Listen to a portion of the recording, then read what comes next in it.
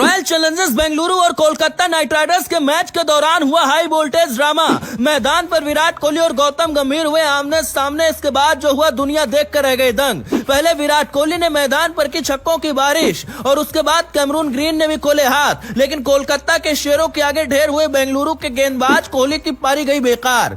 विराट ने खेली जबरदस्त पारी, लेकिन फिर भी क्यों हो रही विराट की आलोचना। फैफ डुप्लेसी की एक बेवकूफी की वजह से आरसीबी को मिली हार। मैदान पर ही भावुक हो गए विराट कोहली।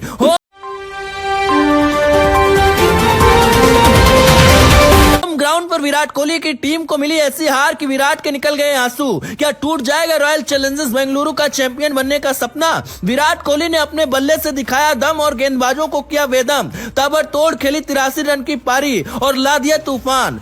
लेकिन जैसे ही टीम को हार मिली, विराट की आंखों में आंसू थे और वो मैदान से धीमे धीमे कदमों के साथ आगे बढ़ रहे थे। आरसीबी की महिला टीम ने कमाल किया था और बाजी अपने नाम करते हुए खुद को चैंपियन बनाया था। इसके बाद आरसीबी के फैंस को ये उम्मीद थी कि जल्द ही विराट कोहली भी कमाल करते हुए इस बार रॉयल चैलेंजर्स बेंगलुरु को चैंपियन बनाएंगे, लेकिन ऐसा होना मुश्किल दिखाई पड़ रहा है।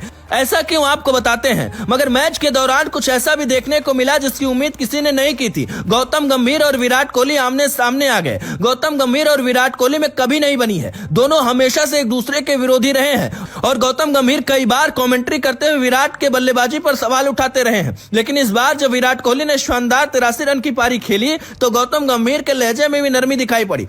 जब स्ट्रैटेजिक टाइम आउट चल रहा था तब विराट कोहली के सामने गौतम गंभीर आ गए। इसके बाद फैंस को ऐसा लगा था कि एक बार फिर दोनों के बीच कोई न कोई विवाद होगा और मामला खराब होगा। लेकिन विराट कोहली से मिलने के बाद गौतम गंभीर काफी शांत दिखाई पड़े। उन्होंने विराट कोहली को गले तक लगाया। जैसे ही उन्होंने ऐसा किया, मैदान पर मौजूद हर कोई हैरान रह गया और अब इस दोस्ती को लोग कह रहे हैं कि अच्छा है, विराट कोहली और गौतम गंभीर में अच्छी बॉन्डिंग हो गई।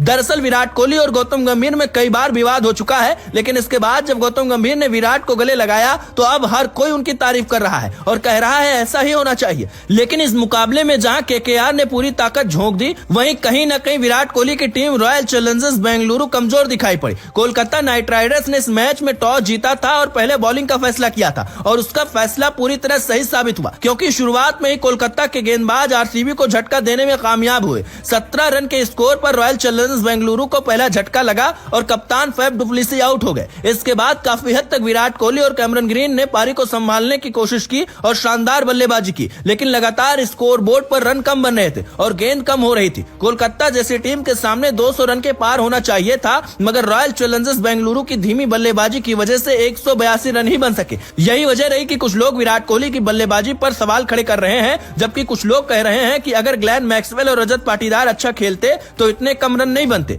बता दें कि 182 रन के स्कोर का पीछा करने उतरी कोलकाता की टीम ने धुआंधार शुरुआत दी और ओपनर फिलिप सॉल्ट और सुनील नारायण ने कमाल की पारी खेलते हुए रॉयल चैलेंजर्स बेंगलुरु के गेंदबाजों की जमकर खबर ली। लेकिन इसके बाद असली तूफान लाने का काम वेंकटेश अय्यर और श्रेयस अय्यर ने किया। दोनों ने जबरदस्त बल्लेबाजी करते हुए आरसीबी के बल्लेबाजों का मजाक बना दिया और नतीजा ये रहा कि कोलकाता नाइट राइडर्स की टीम इस मुकाबले को 7 विकेट से जीतने में कामयाब हो सकी। अपनी तूफानी पारी में वेंकटेश अय्यर ने 30 गेंद पर 50 रन बनाए और 4 छक्के भी लगाए। लेकिन जैसे ही रॉयल चैलेंजर्स बेंगलुरु को हार मिली तो विराट कोहली भी कटघरे में खड़े किए गए। कुछ लोग कह रहे हैं कि विराट कोहली की धीमी बल्लेबाजी इसके लिए जिम्मेदार है। इस पर आप क्या कुछ कहना चाहेंगे, कमेंट में बताएं।